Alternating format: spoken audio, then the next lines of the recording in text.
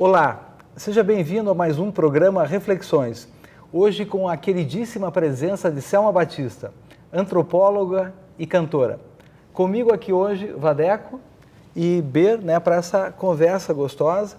E eu queria abrir agradecendo o seu aceito ao nosso convite, Selma, e queria já te passar a bola com a seguinte pergunta. Nessa vida antropóloga e cantora, o que dá o ritmo e o que é a harmonia? Olha, Paulo, eu acho que eu tenho muita dificuldade assim, em separar essas duas coisas. Uhum. Se você me perguntasse se fosse um ritmo bem pausado e bem colocado, eu diria que a academia me deu a sustentabilidade, né? Me deu o lastro, digamos assim, de uma carreira bem consolidada, né? Eu estou há 20 e tantos anos na Universidade Federal do Paraná, né? E aí cheguei até o ápice do pós-doutorado, quer dizer, eu fiz todas as pós-graduações e tal.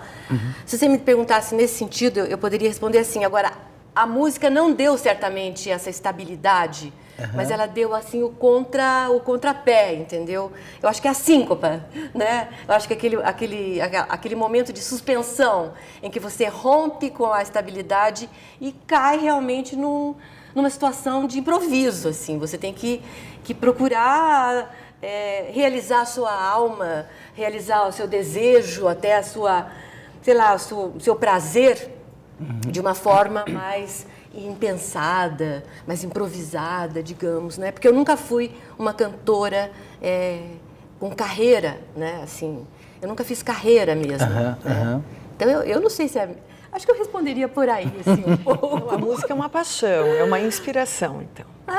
Eu canto desde pequena, cantava em coral de igreja, né? Eu era pequenininha, cantava na igreja e tal. Quer dizer, cantar para mim é uma condição de vida, né? Mas assim, uma vez me perguntaram, mas por que você não foi ser cantora? Eu disse, porque eu gostaria de cantar para viver, não de viver para... Eu gostaria de viver para cantar e não de cantar para viver. Porque eu fui aprendendo o quão difícil é ser músico profissional, né? Eu fui vendo que com uma família, com filhos para sustentar, eu não poderia me manter assim, dessa forma. E eu fiz uma opção assim em termos, porque eu nunca abandonei nenhuma das duas. Entendi. Acho que é a característica do geminiano. Sim, então os dois ali. Os dois aí. Porque a pergunta tem um pouco a ver com isso, te dá liberdade até para você puxar coisas da tua história, mas eu acho que quem lê um texto seu percebe não só um rigor científico, como uma preocupação estética enorme, porque o texto é bonito, né? Não é só... Então tem uma complementaridade também. Eu diria para você, então, Paulo, que acho que das disciplinas, digamos, acadêmicas, nenhuma poderia ser como a antropologia é para mim, porque eu sempre vi a antropologia não como uma ciência, né, mas como um modo de interpretação da realidade. Né? E sendo um modo de interpretação, ele é a antropologia é uma forma estética de conhecimento, porque tem muito da subjetividade, entendeu? Então, aquele compromisso que todo mundo diz que as ciências humanas têm que ter com a objetividade, isso cai por terra na antropologia, porque a antropologia é a sua maneira de se colocar na realidade e poder interpretá-la.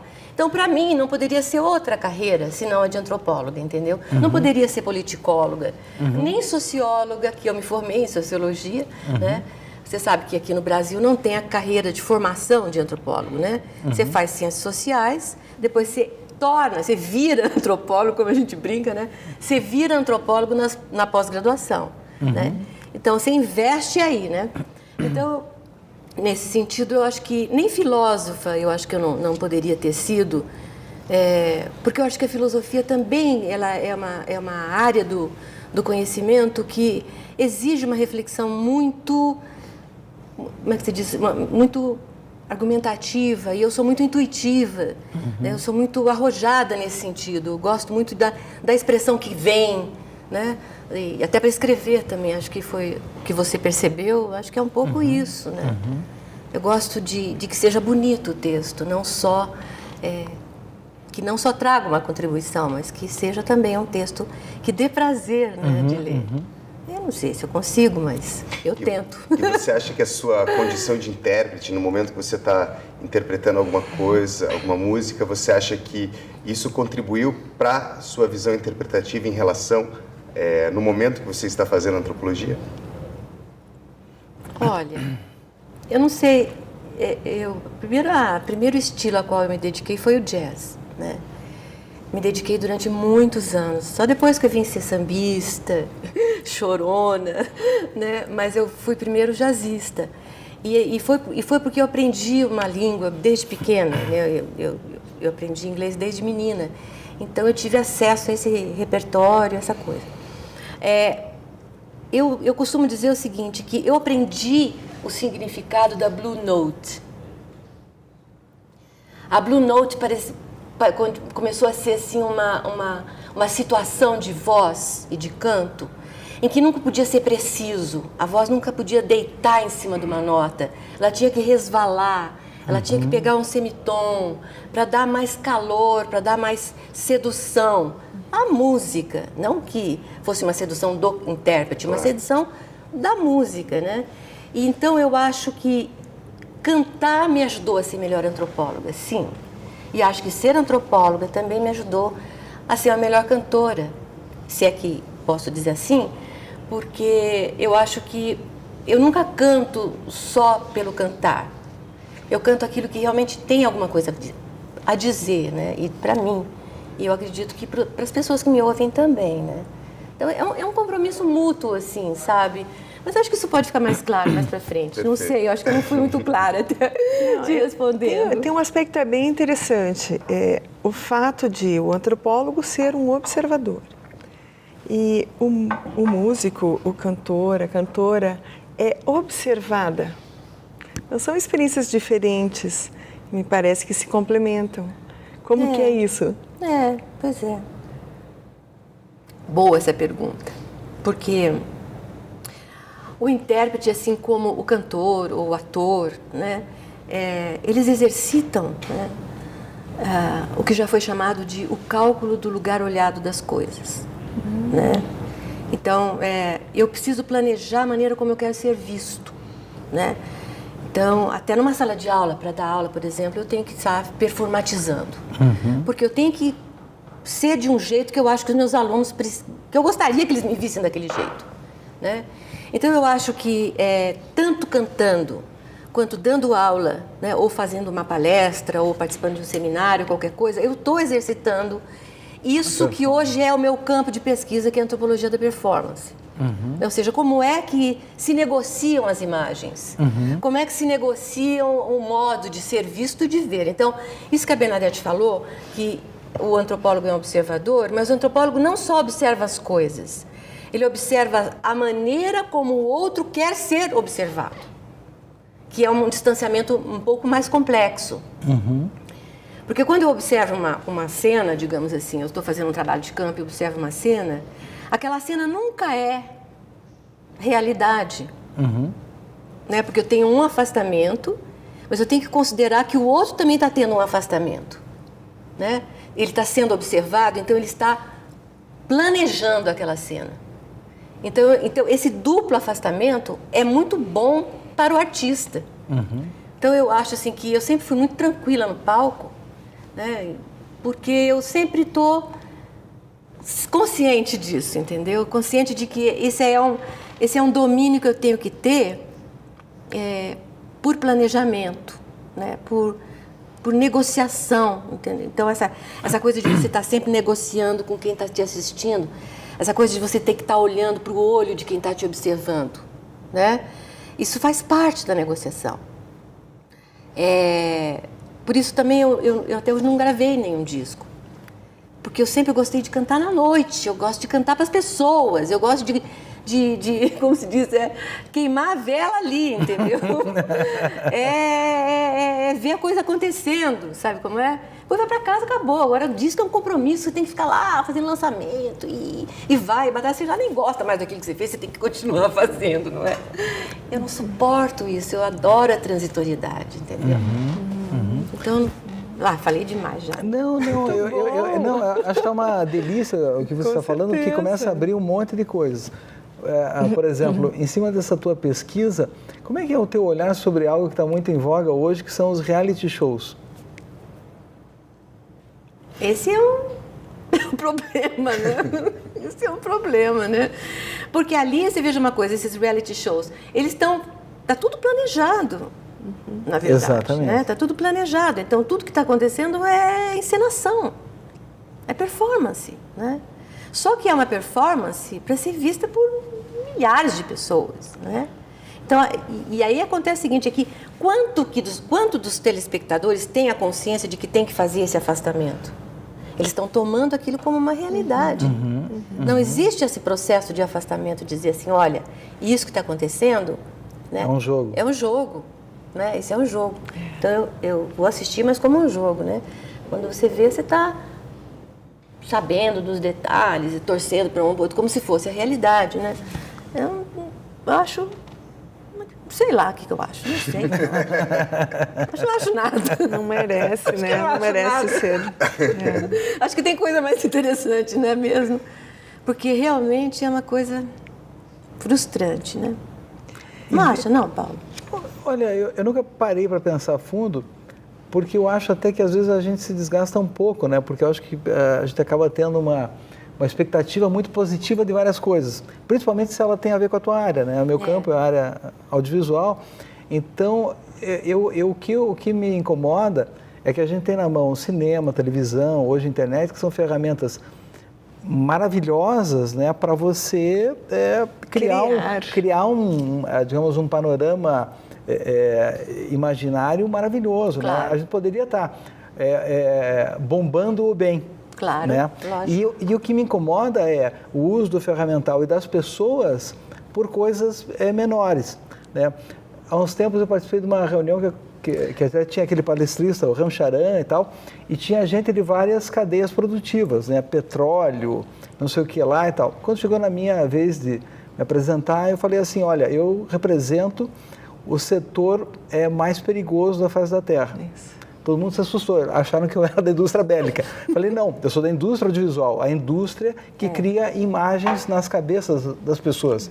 E não é todo mundo que tem a responsabilidade, né? E eu acho que é importante, né, a gente ter momentos e tentar alterar essa realidade. Eu sou otimista, eu acho que vai melhorar. Né? Mas agora, no teu olhar cientista, né, que tende a ser, digamos, mais pé no chão, você é otimista ou pessimista em relação a isso?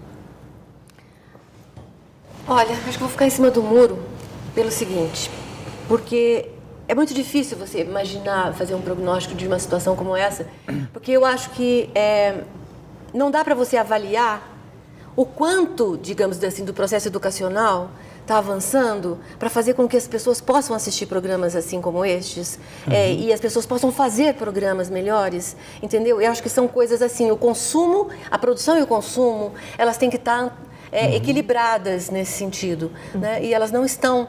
Né? Então, eu acho que talvez eu deva descer do muro e dizer que não sou muito otimista, né, nesse sentido. Porque eu acho que é uma avalanche de produção, entendeu? Eu acho que a avalanche é tão grande e o processo consumo, educacional, né, não está no mesmo passo, né, para que as pessoas pudessem ter um senso crítico. Né? Então, eu acho que isso realmente é inexorável. Assim, eu acho que o abismo é inexorável. Tem uma coisa que você comentou, até eu vou elaborar a pergunta, mas para ser respondida no próximo bloco, que a gente já está indo para o intervalo, né? Nossa, passando tão rápido. Passa muito rápido, esse é o problema. Você tocou num ponto, consumo cultural, né? Eu lembro uma vez que eu fiquei tranquilo quando eu vi que também o que a gente faz, né, seja cinema, seja música e tal, é alimento do espírito. Né? É tão importante quanto feijão, milho, etc. Né? Como eu falei há pouco, pode ser tão venenoso quanto cigarro, né? Mas pode ser um grande alimento. Sim. O consumo cultural ele precisa ser educado. Né? Como é que você avalia o que as pessoas querem consumir? O que faz as pessoas quererem consumir algum tipo de alimento cultural? Então, peço que você guarde a pergunta e peço que você que está conosco continue ligados conosco no Reflexões, que já voltamos para esse bate-papo com Selma Batista.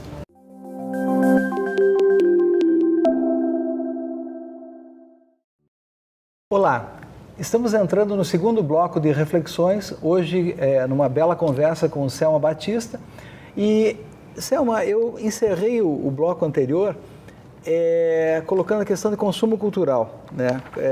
Com a tua visão tanto da área da música como da antropologia, como é que você vê isso? Então, bom, o consumo cultural é a nossa maior realidade, né? Inclusive, acho que a cultura é a pedra de toque, né? Muito mais do que está se tornando, né, cada vez mais um objeto de amplas reflexões, né, por parte de uma economia da cultura e muitos intelectuais se debruçando sobre essa questão. Na verdade, isso não é tão de agora, né? O próprio BNDES... não é de agora que essa coisa vem acontecendo. Isso só para falar de Brasil, né? Que está sempre um pouco mais atrás, né, do que o movimento...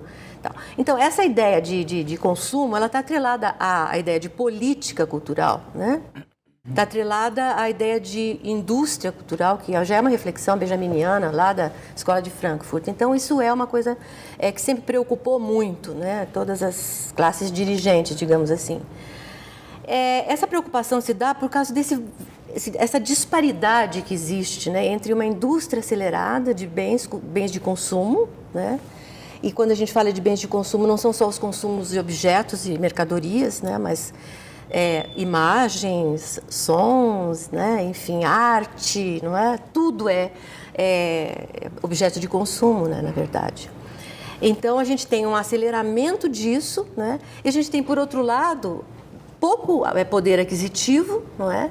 Muito sonho, não é? E muita necessidade de consumir, porque quanto menos você tem, mais você quer. Na verdade, você vê e precisa ter aquilo também. Isso se dá em termos de objetos? Se dá, obviamente, televisão, geladeira, carro, etc. Mas isso aí já é uma coisa que a gente já está sabendo há muito tempo. O que está nos provocando muito, acho que nessa discussão, é o quanto que a gente consome, não é, de ideias, que são veiculadas através de tudo, praticamente, né? Então, é nesse ponto que eu queria voltar a uma questão anterior, quando eu disse que há uma disparidade muito grande entre digamos assim, eu fixo no processo educativo, sabe? Porque eu acho que esse é um processo lastimável. As crianças não têm nenhuma opção, né, educacional, né, para adquirir cultura, digamos, no sentido mais lato. Porque você tem que ter o processo educativo, né, para poder te preparar para ler bem, para escrever bem, entendeu? Ter crítica. Para poder ouvir, para poder consumir de uma forma mais inteligente. Isso não acontece no país, né? Que sai em outros lugares. Quer dizer, nós estamos vivendo realmente uma crise profunda, né, nesse sentido, de um consumo exacerbado, não digo consumo exacerbado, eu digo de uma oferta exacerbada de tudo e de um consumo capenga, sabe? Com uma perna de pau que não consegue nem consumir. E quando consome errado, né? Eu não sei, é uma coisa assim, mas é bastante dramática mesmo. E o que parece é que já vem de muito tempo, né? Tem uma frase do Elvis Presley que eu várias vezes eu uso, assim, que eu acho que é genial, assim. Que ele fala assim: eu não entendo nada de música. No meu negócio não precisa disso. Eu acho que é genial, assim, que reflete a indústria, né? Isso que o que eles faziam na época era bem melhor do que está sendo feito hoje, mas... É verdade, Vadeco. É uma coisa impressionante mesmo isso, né? E também eu acho que a massificação também desse fazer, né? Que não é questão de ser saudosista, sabe? Eu acho que não é isso. Jamais poderia dizer isso, ainda mais sendo antropóloga, dizer que antigamente era melhor. Não é isso. O que acontece é que as pessoas estão cada vez mais despreparadas para enfrentar esse mercado, sabe, de trabalho. Então, a gente tem uma queda vertiginosa da qualidade de serviços em geral. Isso está atrelado ao poder de consumo também, ou seja, tudo está ligado. Tudo está ligado, porque eu não tenho senso crítico. Eu vou perdendo a capacidade de ter senso crítico, entendeu? Então, a gente faz música para guardar na gaveta. A gente faz sei lá, o que quer que seja, e não consegue veicular. Por que não? Porque nós ficamos sendo peixinhos, bagrinhos, pequenininhos na periferia do lago, entendeu? Porque o grande consumo não é disso que a gente faz, que é mais artesanal, né? Estou falando agora não como antropóloga, mas mais como digamos, artista, né? Isso que a gente faz de uma forma mais artesanal não tem apelo, né, midiático. Mas essa é outra seara. Acho que nós não entramos nela ainda. Né? Então, eu traria um pouco mais essa coisa, então, do olhar antropológico, do comportamento do consumidor. O que está identificando o consumidor com isso que o tira, né, de reconhecer a uma necessidade mais atrás, mais básica, e que o tira para consumir algo fora. O que estaria motivando, né? Eu na verdade, não é muito a minha área, essa área de pesquisa de consumo, essa coisa. Mas eu poderia tentar uma resposta, Bernadette, que eu acho que é o seguinte, eu acho que é uma coisa muito da exacerbação do prazer, sabe? De um prazer muito rápido, né? De um consumo muito rápido. Né? Então, estar junto e, digamos assim, gozar daquele momento como se fosse uma explosão de uma bomba atômica, não é? E depois isso acabou, parece isso, entendeu? Então as pessoas têm necessidade de um consumo explosivo, não querem mais a meditação, um consumo mais, digamos, nós estamos falando de um consumo cultural, né? Uhum. Não querem mais um consumo que precise de uma certa digestão, né? Que possa contemplar. Uma contemplação, uma coisa assim um pouco mais... Né? Esses dias eu estava conversando com o pessoal e daí comentando sobre o prazer que era você pegar um disco de vinil e trocar o lado. Porque a troca do lado era o momento que você podia ir ao banheiro, comer alguma coisa e o que vem do lado B, né? Então você virava o disco, colocava... É o respiro, né? É o respiro, né? É o respiro. Hoje você tem no seu iPod 450 mil músicas, você ouve ela, sei lá, realmente é muito rápido. A música, esses dias eu estava lendo uma outra história que existe o refrão nas músicas hoje, ele está acontecendo antes do que aconteciam na década de 80. Ou seja, o refrão ele precisa vir antes para a pessoa ouvir o refrão antes de ela mudar a música. Então, antigamente você tinha o refrão, sei lá, no minuto 1,5, 1,40, agora ele está acontecendo antes, porque o refrão é a hora que a música vai crescer, então o menino porque tá pega, né? Tem que pegar rápido, é a pegada, realmente. Eu acho que a gente podia, então, trazer o assunto para questões que sejam mais de raiz, né? Porque talvez seja justamente isso que, nessa emergência, né?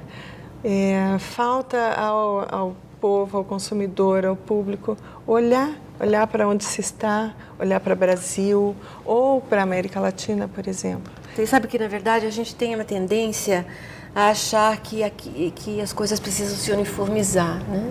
Ou pelo menos um pouco, né? E, na verdade, o que a gente está vivendo na grande metrópole, nas grandes metrópoles, eu diria assim, no mundo inteiro, são segmentos menores, tribos mesmo, né? Sim. Então, o consumo é multivariado, assim, é de uma variedade imensa. Então, não dá mais para você pensar assim, por que as pessoas não gostam de tal estilo? Mas quem diz para você que as pessoas não gostam de tal estilo? Aquele grupo lá gosta desse estilo, entendeu? Aquele grupo lá gosta daquele outro estilo, entendeu? Isso é a nossa realidade contemporânea, entendeu? Então, eu falei assim, porque hoje em dia ninguém mais escuta música de raiz. Quem falou para você? Tem muita gente cultivando samba de raiz, não é? Com certeza. Claro que não é assim uma coisa que possui a cidade inteira num frenesi, né? Não é mesmo, porque nada é mais assim, né? E eu às vezes fico escutando as lamentações a respeito do jazz, né? Eu parei um pouco de cantar na noite, mas eu cantei muito e tal. Então tinha sempre um reduto onde iam os aficionados, sabe? Eles eram marcar ponto mesmo ali. Hoje não tem. A gente está com uma dificuldade muito grande. Não tem mais uma casa de jazz. Mas isso significa que acabaram os jazzistas? Não, né? Talvez a gente se desarticule. Talvez precise se articular um pouco melhor. talvez os donos de casa querem ganhar mais dinheiro do que ter prazer, né, de ter uma música diferenciada, ou não podem ter o luxo, né, de ter uma casa, de sustentar uma casa para um monte de gato pingado, porque hoje em dia são os gatos pingados mesmo que estão por aí, não é verdade? Né? Então, sei lá, é uma reflexão muito ampla, né, Vadeco, assim, que... Né, Paulo, né, Bernadette? Mas eu acho o seguinte, eu acho que na grande cidade, talvez Curitiba não seja ainda assim, tenho minhas dúvidas. Essa é uma questão a ser discutida. Que tipo de cidade é Curitiba? Tá? Tchan, tchan, tchan, tchan, né? Mas, por exemplo, São Paulo você tem lugar para todo mundo. Tem casa noturna para todo mundo e para o estilo que quiser. Mas aí que tá, uma coisa que eu vi outro dia, eu acho que a gente tá tão cheio de demandas hoje em dia, que não tem como você saber o que está acontecendo. Então, eu acho que o reclame insistente, né, de muita gente, é que a pessoa às vezes quer que o mundo se construa a partir do gosto dela, sem nem ela contar para o mundo que gosto tem. Tá? Então, eu tenho um pé atrás muito com a reclamice. Né? Porque, por exemplo, nessa nossa conversa, a gente pode pontuar que existe uma estratégia industrial que o Brasil está começando a aprender no campo cultural, tanto em cinema, música e tal. E existe uma estratégia artesanal que está tendo uma oportunidade gigantesca via internet. Né? Então, eu, na verdade, me posiciono super otimista em relação a isso, até observando grupos mais novos. Eu sempre digo, né? Eu falo, olha, hoje você tem uma câmera no celular. Quando eu resolvi fazer cinema em 1985, não existia câmera. É verdade. Eu fiz a coisa mais absurda do mundo, porque não existia câmera. Existiam 2 produtoras que tinham câmera em Curitiba.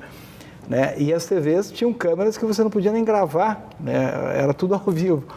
Ou seja, hoje as pessoas têm um dispositivo fazedor de imagem em movimento na mão. Então, veja, ou seja, você está com o poder da escritura audiovisual disponível. Né? Isso é verdade. Então,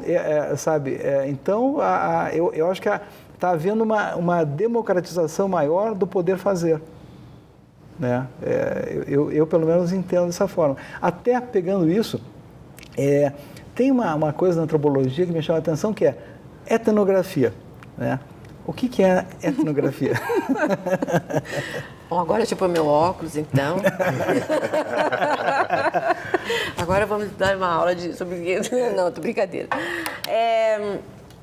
Etno, povo, grafia, de grafos, escrever. Né? Então, é a descrição de uma cultura específica. Etnografia é você descrever ou contar sobre um grupo particular, né? Na sua organização, na sua cultura, etc, etc. Então, os antropólogos fazem etnografia. Né? E etnologia é o campo mais amplo do estudo comparado, surgiu no estudo das sociedades chamadas tribais, mas sociedades tradicionais, indígenas, etc. Então, a etnologia é essa comparação, esse estudo disseminado de grupos chamados primitivos, mas são grupos indígenas. E agora, isso não cria uma hegemonia do olhar sobre o ser humano? Da onde que vem o poder de escrever sobre outra etnia? Pois é, esse é o grande dilema moral da antropologia, né? Que acho que nunca deixou de sair da pauta das nossas discussões, né? É essa questão ética, né?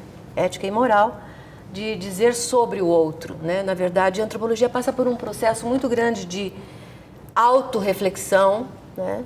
Que é justamente de questionar o seu próprio modus operandi, que é fazer a etnografia, entendeu? Então, o antropólogo, antigamente, né, até, digamos assim, o famoso Malinowski nas Ilhas Trobriand, ele escreveu, ele inventou a observação participante, porque ele ficou preso lá na Segunda Guerra Mundial, não podia sair das ilhas, então ele acabou convivendo com os indígenas e ele, então, criou essa questão da etnografia, da observação participante. E o que ele dizia, o que ele escreveu, não é, obviamente, soou como verdade. Esse modo de fazer antropologia já não existe mais. Né? Hoje o que existe é o seguinte, o antropólogo tem consciência de que ele é parte da pesquisa, não é? De que ele tem que considerar o seu viés interpretativo e a sua versão não é definitiva, é uma leitura do real. E é por isso que eu acho tão artístico a antropologia, porque você está sempre se esforçando para fazer o melhor, uma etnografia delicada, uma etnografia consciente, em que você sabe que a sua subjetividade interfere e você também está sendo interferido, entendeu? Então você acaba negociando essa escritura. A gente está indo já para o próximo bloco, então a pergunta que fica, para você dar uma pensadinha, é: quais são as tribos dos antropólogos? Então, você que está aí conosco, fique aí, logo voltamos após esse intervalo de reflexões.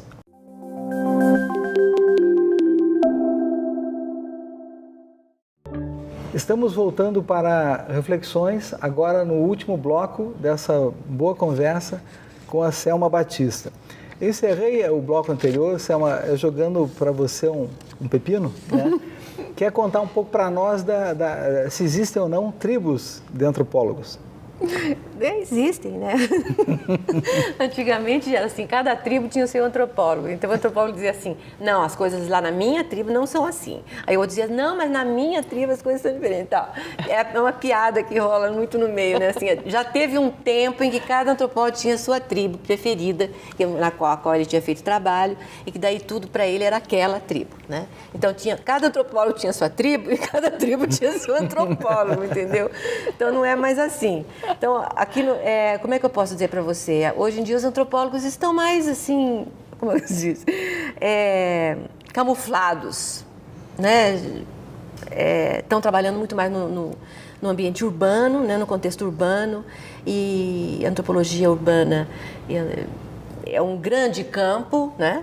Um campo que a gente descobre olhando para a sua própria cultura, para a sua própria sociedade, né?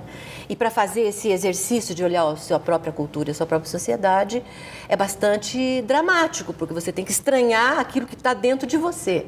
É quase como uma psicanálise da cultura, né? Ou seja, você tem que estranhar por que eu faço assim, ou por que as pessoas assim. Mas você também é parte dessa cultura, então você tem que estranhar o seu próprio modo de ser, de pensar e tudo mais. Então, antigamente o antropólogo viajava, cruzava os mares, e lá ele tinha que se familiarizar com o costume estranho, exótico, né? Hoje não, hoje a gente está pesquisando aqui, então a gente tem que estranhar, né? Tem que virar um bicho que que tudo é estranho para a gente. O antropólogo é um bicho estranho também, porque ele tem que ficar estranhando assim, mas por que será que está acontecendo assim? Por que a pessoa está agindo assim? Por que essas coisas são feitas dessa forma? Então esse é um exemplo brincalhão do que seria o estranhamento, né? Então esta tribo é uma tribo que está se deliciando com as tribos urbanas, né? Então, assim, eu te pergunto, quantas tribos há de antropólogos, né? Tribo sempre aspiado, né? Quantas tribos há de antropólogos? Eu diria, quantos forem os grupos, né? E isso está proliferando demais, porque a necessidade que a cultura tem é de criar diferença, tá? Então, por exemplo, assim, mas com a cultura de massa, tudo vai ficar igual, as pessoas vão pensar igual, né? Todo mundo vai se vestir igual, vai pensar igual, não.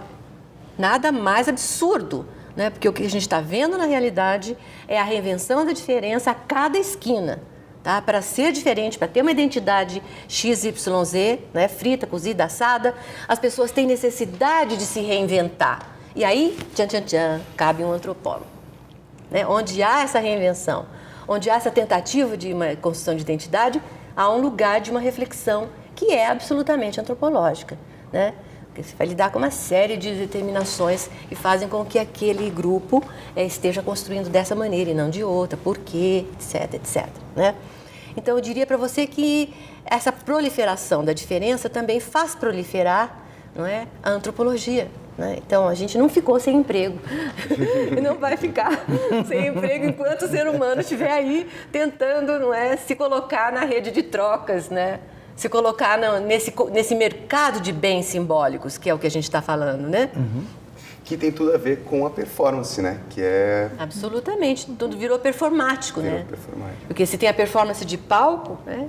Em que eu estou calculando, né, esse espaço, esse lugar olhado das coisas, não se enganem, né? O antropólogo nunca se engana, todos estão performatizando. Perfeito. Todos estão performatizando o tempo inteiro, não é? É só uma questão de você fazer um recorte quando o assunto interessa ou é significativo, você faz um recorte, você vai estudar performance aí, né? É muito interessante. O carnaval é uma performance coletiva, então? E é uma performance ensaiada, é uma performance programada, planejada, né? Porque, assim, existe o cálculo do lugar olhado das coisas no carnaval total. Ainda mais, ele está no espaço público, né? Então, e mesmo que tenha pouca gente olhando, mas tendo, como é que é assim, onde estiverem 2 ou 3, eu estarei, né? O Espírito Santo está lá, né? Então, Jesus Cristo era antropólogo? não sei. Mas olha, eu vou te falar um negócio. Esse é outra fase da minha vida. Né? Fase de mestrado em que eu estudei religião. Né? Mas, enfim. O carnaval é uma performance pública coletiva, né? E é ensaiada, é programada, é como um ritual. Ela tem uma passagem, ela tem o formato de um ritual, né? E ela tem a preparação, tem a avenida, que seria o período liminar, né? Que seria o período de suspensão, e depois a reintegração na normalidade. Então, o processo ritual são esses 3 momentos. E o carnaval é um exemplo típico de um ritual assim, né? Então, tem todo o momento anterior, em que o trabalho, a preparação, a avenida, não é? A avenida que tem justamente essa ideia de você convencer o outro, você ser um outro e convencer o outro, né? E depois a volta à normalidade, etc, etc, etc. Eu sou estudiosa do carnaval desde 2005, do carnaval curitibano, tá? Porque quando eu fiz a proposta de estudar o carnaval, todo mundo riu de mim lá dentro da academia, dizendo assim, mas você não vai pesquisar o inexistente? Mas não tem carnaval, vai fazer uma pesquisa de um objeto que rarefeito, não existe, né? Eu falei, não, eu vou procurar, que eu acho que tem. Vou procurar, que eu acho que tem. Realmente tem um carnaval que, não vou dizer para você, não é o carnaval carioca, lógico, não é o carnaval paulistano, não é esse carnaval, mas ele é um carnaval específico, particular. Tá? É um carnaval que tem o seu modo de produção, né? Que as pessoas desconhecem totalmente. O que as pessoas pensam quando fazem, sabe? É para isso que serve a antropologia, Paulo, para revelar esse bastidor. Isso é geração de cultura. Claro! Essa forma de fazer a fantasia, aproveitamento de retalho, purpurina que sobrou do ano passado. E o significado de cada pedaço desses, né? Nossa Senhora, você nem imagina. Porque eu tipo tenho a da impressão roupa. que no menor, às vezes, você encontra a tradição, né? De repente, porque um carnaval hiper organizado, ele já não Comercial, carnavaliza. Né? E talvez... Mas se você me permite, a palavra tradição eu gostaria de banir. De banir, tá? De banir. Porque, na verdade, não é a tradição do carnaval. É a reinvenção de um carnaval que está olhando para o Rio de Janeiro. Entendi. Entendeu? Porque não é uma questão de assim, vamos cultivar um carnaval que é só nosso, ele é particular, ele é curitibano, tal. Como se dizia há algum tempo, o Maé da Cuíca sempre disse isso, que a batida do samba paranaense é diferente de toda a batida do outro. Eu não sei. Mas pode ser que seja um motivo de identidade. E, nesse sentido, existe, né? Na medida em que você atribui à batida uma razão identitária, né? Você tem que aceitar. E, por exemplo, pelo teu olhar, a passeata dos zumbis, por exemplo, é uma atividade carnavalesca tão valorosa quanto a de origem diferente, ou não? Então, Paulo, aí vamos pensar... Só porque me veio essa coisa agora... Não, eu acho que você tem razão, porque, na verdade, assim, por exemplo, Garibaldi e Sassis, né? É uma festa carnavalesca? Sim, pré-carnavalesca, na verdade, né? E tem um conteúdo carnavalizante profundo, excepcional, entendeu? Então, mas não é a mesma coisa que o carnaval de desfile, de escola de samba. Esse carnaval, o modelo está lá, tá? Então, assim, fazer um carnaval de escolas de samba, que desfile, que competem por um prêmio, tá? É diferente, é agônico, tá? Então, o estudo do carnaval que a gente faz é um estudo deste outro carnaval, não desse carnaval, não, desfile dos zumbis. Entendi. É esse desfile de escolas de samba que tem um preâmbulo, que tem uma formação, que tem e que não é propriamente tradição, ele é reinvenção contínua a partir do modelo e do que tem aqui de disponível, de recursos disponíveis. Por isso o carnaval curitibano é tão interessante ser estudado, porque ele é ao mesmo tempo de vizinhança, tem um modo de produção meio familiar, não está totalmente profissionalizado. Por outro lado, ele está olhando lá para a televisão, para o desfile das escolas de samba do Rio, de São Paulo, da Bahia, tá? E ele faz um arremedo disso, ele faz um arremedo, tá? Ele está dentro de uma certa, aí sim, de uma certa tradição carnavalesca que é de fora, tá? E ele tenta fazer aqui também a mesma coisa. Mas ele está seguindo o ritmo dos carnavais de escola de samba. Uma coisa até, em vários momentos da conversa, assim, você tocou na questão ritual, né, na questão, uma outra vez surgiu a palavra sagrado e tal. Eu acho que o antropólogo volta e meia se encontra, assim como o artista, com a morte. Qual que é a tua visão sobre isso, né? Como é que as civilizações lidam com isso, os grupos, as tribos? É muito variado, né? Muito variado. É muito variado. De uma certa maneira, a gente pode ver assim, uma questão mais ampla, né? E depois os recortes internos. A questão mais ampla, que a gente diria, que seria a finitude humana, né? Isso é uma coisa universal, né? Todas as culturas têm que lidar com a finitude humana. Elas lidam de formas diferenciadas. Isso é que é cultura, tá? Porque não existe uma cultura universal, entendeu? Cada grupo, cada cultura particulariza a sua maneira de ver. Na nossa cultura ocidental, não é? A gente tem um modo específico de lidar com a morte. Primeiro, a gente tem horror a ela. A gente tem medo dela, né? A gente bane a morte de dentro das nossas casas, não é? A gente como é que a gente diz? Passa essa responsabilidade para outras pessoas, não é? Então, essa seria uma maneira assim mais, digamos, mais ampla de pensar a morte na nossa cultura. Mas isso não quer dizer que familiarmente, grupalmente, não existam modos diferenciados de lidar com a morte, né? Recentemente a gente até soube de famílias que tiveram essa experiência de trazer uma pessoa de idade para morrer em casa, para que os filhos pudessem ver a morte acontecer, né? Coisa que eles não... Você vê, a gente preserva tanto os nossos filhos que eles não sabem nem o que é morrer. E acho que morrer é, sei lá, dar um salto pela janela e sair voando como um Superman. Não sei. Não, e a cada momento tem célula nascendo e morrendo em você, né? E aproveitando isso, a morte é algo que cria, em geral, aversão, né? E isso, em relação às culturas, eu queria saber um pouco sobre essa questão da necessidade de substâncias desconhecidas, alucinógenas, drogas e tal, porque é comum em todas as culturas, né? Não, mas o antropólogo tem que lidar com essas coisas com muita naturalidade. Então, muitas vezes a gente passa uma imagem bastante descontraída, além do meu modo de ser, né, da minha personalidade. Existe também uma certa descontração com relação ao tratamento dessas coisas, porque elas se tornam objeto de estudo, objeto de reflexão, né? Então, não tem tabu. A gente tem que abstrair essas questões de tabu, né?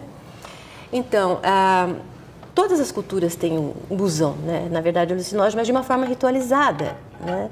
Então, tem um momento do ritual em que se usa a ingestão de alucinógenos, etc, etc, etc. Mas, na nossa cultura, essa questão fica um pouco problemática, né? Justamente porque ela não vem não vem cercada do ritual, ela vem subjetivizada, ela vem individualizada, entendeu? É comercial total. É comercial total, quer dizer, eu Volta ao início, eu consumo. Eu consumo sozinho, a minha viagem é solitária, eu não tenho parâmetros para medir essa viagem, né? Eu não tenho... Nem objetivo. Como me conduzir. Eu me lembro muito do Dom Juan, do Castanheda, né? Se o Dom Juan foi guiado, o Castanheda foi guiado pelo Dom Juan, passo a passo, né? Isso é lindo, né? Isso é muito lindo, porque ele consegue a visão, por quê? Porque ele foi conduzido. Quem conduz os nossos jovens? Outros drogados que também não têm o menor parâmetro. A falta do mestre. A falta do mestre. Queridos amigos, infelizmente o programa está chegando ao fim.